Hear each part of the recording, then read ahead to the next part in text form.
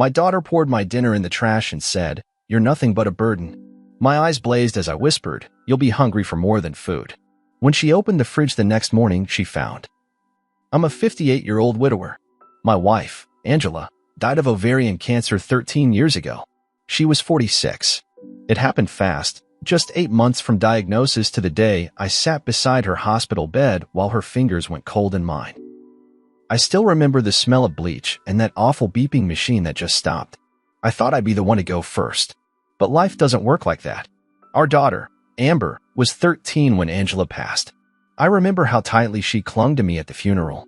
I promised her that no matter what, I'd take care of her, that she'd never be alone. And I kept that promise. I cooked, cleaned, worked overtime at the warehouse, and somehow managed to keep her in good schools. I didn't have much, but I gave everything I could. When she got accepted into college in Chicago, I cried. I mean, really cried. I was proud. I didn't go to college. Neither did Angela. I told Amber she was the best thing we ever did. Money got tight, real tight. I pulled from my retirement. Took a second job driving a tow truck on weekends. She'd call saying she was short on rent, or her laptop broke, or she needed money for books. I always sent it. Skipped meals sometimes. Lost weight. My blood pressure went up, but I didn't care. She was my only child. I thought, what's money if your kid's not okay? She graduated 2 years ago with a communications degree. Couldn't find a steady job, she said. Needed to reset, she said. So she moved back in. I figured 6 months max. I didn't mind at first. I even liked having her around. The house felt less empty. But little things started changing. She stopped saying thank you. Would leave dirty dishes in the sink for days. Took over the TV, hogged the internet. She slept in late, partied all night, and started treating me like I was in her way. I'd ask how her job hunt was going, and she'd roll her eyes and say, "Don't start." She never offered to pay rent. Never even bought groceries. I didn't push because I didn't want to be that dad. But the respect was gone. Completely gone. Last Tuesday night was the final straw. I worked a 12-hour shift, came home sore and hungry, and still had the energy to make her favorite meal, meatloaf with mashed potatoes and gravy. Green beans with a little bacon, just how she liked it. I left the plate out for her, covered in foil, and went to my room to rest. Around 9 p.m., I heard her come in. I came out to say hi and saw her standing over the plate. She looked at it, then at me. Then she picked it up, walked to the trash, and dumped the whole damn thing. "What the hell are you doing?" I said. She didn't even flinch. Just popped open a soda and said, "I didn't ask you to make that. You're nothing but a burden." It hit like a gut punch. I just stood there, staring. She didn't stop. You just sit around doing your sad little routines like anyone cares. You act like I owe you something. I could have yelled. Could have thrown that soda right back at her. But I didn't. My voice dropped low and quiet. I whispered, "You'll be hungry for more than food." She laughed in my face. "Whatever, Dad." I didn't sleep that night. I stayed up thinking, remembering every dollar I gave her. Every shift I worked sick. Every time I bit my tongue while she treated me like the help. By sunrise, I had a plan. I took everything out of the fridge and freezer, eggs, milk, butter, cheese, leftovers, all of it, and packed it into a cooler. Drove it to my sister's house across town. I cleaned the shelves until they gleamed.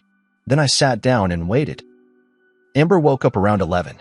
She came into the kitchen yawning, wrapped in that ratty pink robe I bought her when she was 16. She opened the fridge, paused, then swung both doors wide. "What the hell?" she said.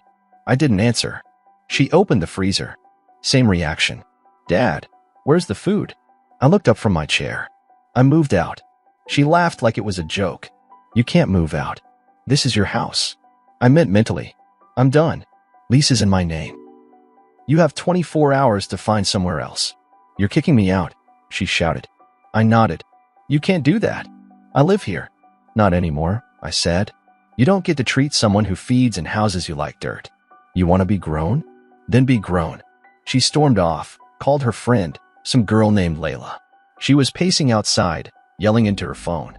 I stayed calm. I called the locksmith at noon. Called my sister to let her know what was happening. I wasn't playing games. Amber sat on the front steps all day, trying to get someone to take her in. She didn't find anyone. I watched from the living room as her confidence slowly melted. She wasn't tough anymore. She was a scared girl who realized she'd burned every bridge. At 7:46 p.m., she left, one duffel bag in her hand.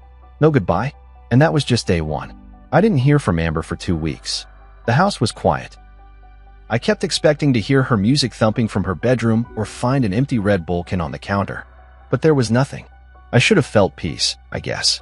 Instead, I felt hollow, angry, guilty, proud, all of it. Like my insides couldn't settle on one feeling. Then, on a Wednesday morning, I got a call from my sister Denise. "You might want to check Facebook," she said.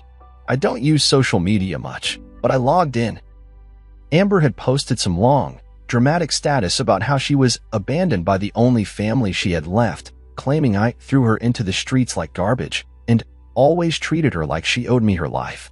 She made herself sound like a victim. There were dozens of comments. Old friends of hers from high school chiming in, saying things like "that's disgusting" and "parents like that don't deserve kids." Some of them even messaged me, telling me I should be ashamed. One girl wrote, "You're a grown man. You don't put your daughter on the street." I didn't respond. Not yet. But something inside me started boiling. She wasn't just ungrateful, she was trying to flip the story, make me look like the villain after everything I did. I waited 3 days. Then I posted my own response. I didn't curse. I didn't call her names. I told the truth. I listed everything I did over the years. Supporting her through college, paying her rent, covering her bills, giving her a home. I described how she dumped her dinner in the trash and called me a burden. I ended it with this: "You don't get to call someone a burden while living under their roof for free. I raised you with love. You treated me like a stranger." My post went viral in our town. People shared it, commented things like "good for you," and "she needed a wake-up call." Some of her so-called friends even deleted their comments from her original post. Amber blocked me. A week later, Denise called again. "She's been sleeping on couches," she said. "Tried to move in with Layla, but her boyfriend didn't want it. Tried with a guy she used to date, but that didn't last either." I said nothing. "She came to me," Denise added. "Begged me to let her stay." I told her no. "She's your niece. She's your daughter." That night, I sat with my old photo albums. There was one picture of Amber, 6 years old, wearing a tiny Cubs cap, sitting on my shoulders at Wrigley Field. She was smiling like the world was perfect. I tore the photo in half. 2 days after that, I got a letter in the mail. It was from a lawyer. Amber was trying to sue me for emotional damages and illegal eviction. That's when I knew she wasn't done with me. Not even close. I sat in my living room staring at that letter for a long time. It looked official. Legal letterhead, stamped, signed. The words were sharp, clinical: unlawful eviction, failure to provide adequate notice, emotional distress due to abandonment. I read it 3 times before I laughed. Not a happy laugh, a dry, bitter one. I'd spent half my damn life sacrificing for that girl, and now she was trying to drag me through court like I was some stranger who tossed her on the street for no reason. I didn't panic. I called a lawyer, a guy named Fred I knew from the VFW. Retired Army, sharp as a tack. He read the letter, leaned back, and said, "She doesn't have a leg to stand on. This is noise. Pressure." I felt relief, but it didn't last. 2 weeks later, my job called me in. HR. Apparently, someone had filed an anonymous complaint saying I had violent tendencies and abused a female family member. It didn't take a genius to guess who did it. Even though there was no proof, the damage was done. They said they had to investigate and put me on unpaid leave. I'd worked there 19 years. Never once had an incident. Now, because of one lie, I was sitting at home watching my bills stack up. Amber wasn't just mad. She wanted to ruin me. That same week, someone keyed my car. Deep, jagged lines down both sides. Burden carved into the hood. I didn't report it. What would I say? I couldn't prove anything. But I knew. I started watching my cameras. I'd installed some cheap ones a few years back. Just 2, front porch and driveway. 3 nights later, at 3:14 a.m., the motion alert woke me up. It was her, Amber, in a hoodie, standing at the edge of my driveway with a bag in her hand. She just stood there for a while, like she was thinking about something. Then she walked up, placed the bag near the steps, and left. I waited until daylight. Inside the bag were photos, dozens of them. Childhood pictures. Me and Angela. Birthday parties. Christmas mornings. All of them torn in half. There was a note on top, written in red marker. I never needed you. I didn't cry. I didn't get angry. I just felt cold. Then came the final twist. Denise called again. Amber's pregnant, she said. And she says you're the reason her life's falling apart. That changed everything. I sat in my truck for over an hour after Denise told me. Pregnant, and blaming me for it. Like I somehow put her in this situation. Like the years I spent keeping her afloat were the root of her destruction. I felt this slow, building pressure in my chest. Not panic, more like disgust.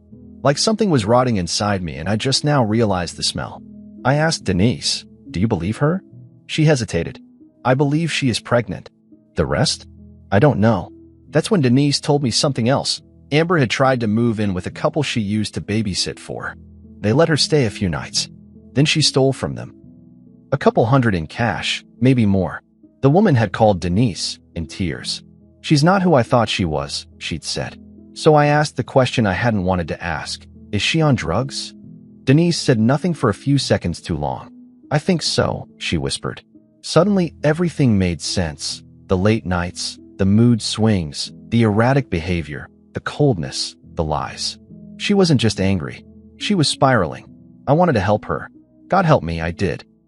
But I also knew that help, at this stage, wasn't going to come in the form of food, money, or a bed.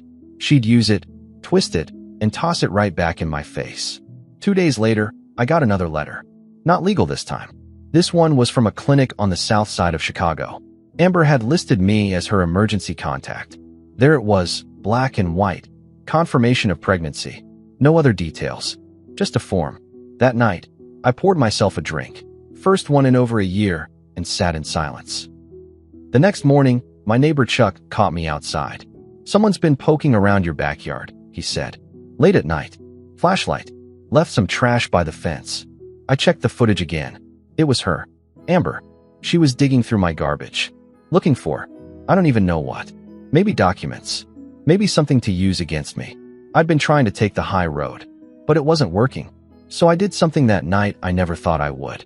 I filed a restraining order. The officer at the station looked at me like he couldn't believe it. Your daughter? I nodded. She's not the person I raised. It wasn't easy. It felt like cutting a wire that used to power the best part of my life. But something inside me, something hard and necessary, knew it had to be done. A week later, a court date came in the mail. Amber was trying to fight the restraining order. And this time, she had a public defender and a whole new story to tell. The court date was set for a Monday morning. It was cold and gray outside, early March in Illinois, the kind of day where your bones ache even before you step out the door. I showed up in a worn black jacket and carried every document I had. Bank transfers, tuition payments, rent receipts, screenshots of her texts, even photos of the damage to my car. I had printed the Facebook posts too. I didn't want to destroy her. I just wanted to tell the truth. Amber walked in wearing a cheap blazer over a tight dress, like she didn't know if she was going to court or a club. Her face was pale, tired. Not the girl I raised. There was no spark, no fight in her eyes anymore. Just something bitter and hollow. She brought a public defender who looked barely old enough to drive. They didn't say much. Just asked the judge for time to speak. Amber told her story. Said I'd kicked her out illegally. Said I was emotionally abusive. Said I'd cut her off and left her pregnant and homeless. She even faked some tears. But she was too sloppy. Her dates didn't line up. Her stories kept shifting. When it was my turn, I didn't raise my voice. I told the court how I raised her alone. How I gave everything I had. I read out loud the message she wrote me. You're nothing but a burden. The room went silent. Then I handed the judge a folder. Inside were screenshots of her posts lying about me.